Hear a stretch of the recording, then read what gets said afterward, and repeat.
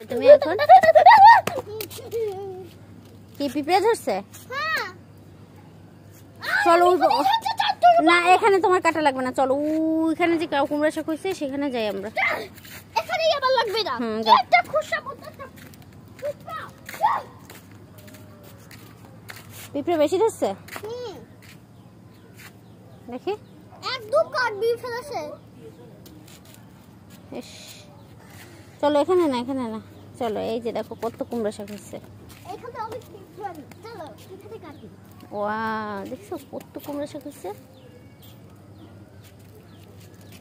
এখানেও তো আমি কাটতে পাবো। পারবে? হ্যাঁ।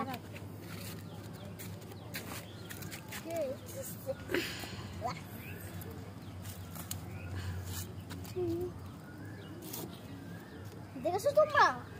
দেখেছো আমি কাটতে পারি? একটা একটা পাতা কাটো কেন, লতা কাটো। আরে এটা তো হবে তো। বোকা বুঝে না, আমি দেখাই দিই। মা গুলু গুলু কুকু কুকু কুকু।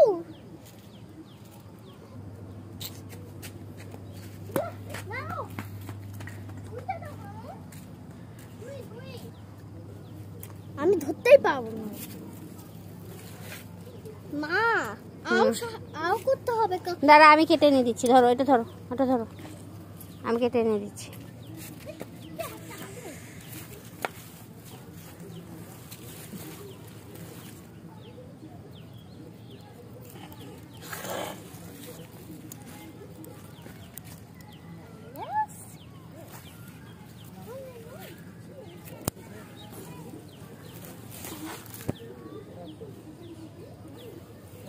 না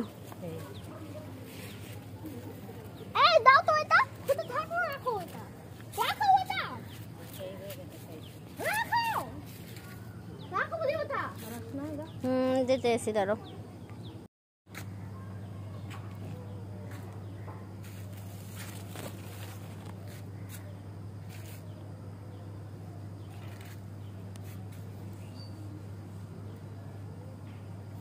কি করো? বুঝছো কি দুষ্টামিটা শুরু করছে। এটা কি কাটবো? এই কেচিটা নিয়ে আসো, কাটো, এটা কাটো, এসে আসো, তাহলে কেচি দিয়ে যাও।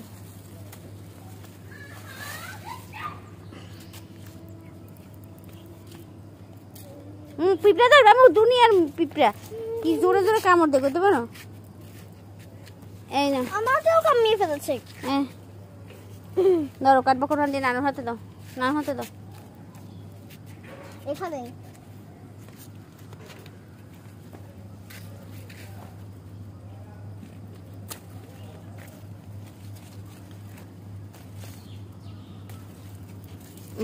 এটা অনেক লম্বা, কতগুলো ফুল ফুটতো।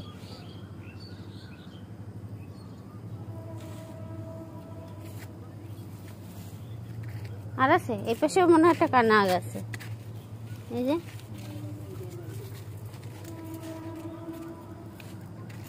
আর নেবা, এগুলো দিয়ে কাটবে না, একটু বড় হইবে এগুলো।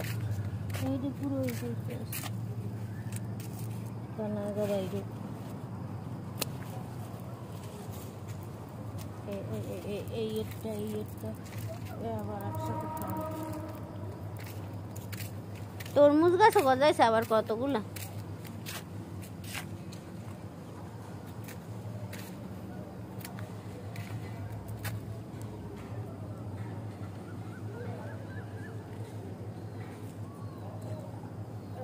কালারটা কি তীক্ষ্ণ না?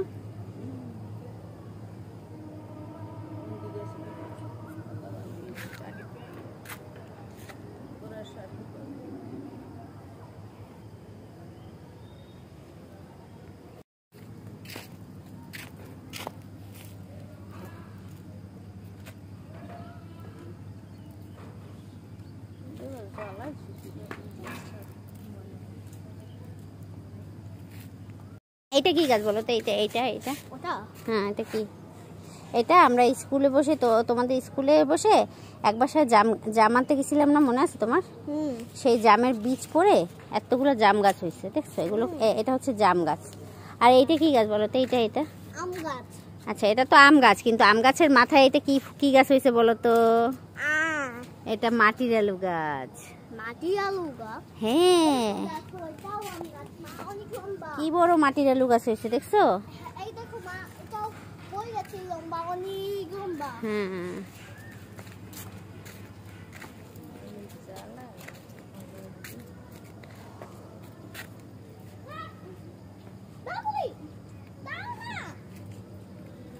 এইটা হচ্ছে সৌদি আরবের খেজুর গাছ।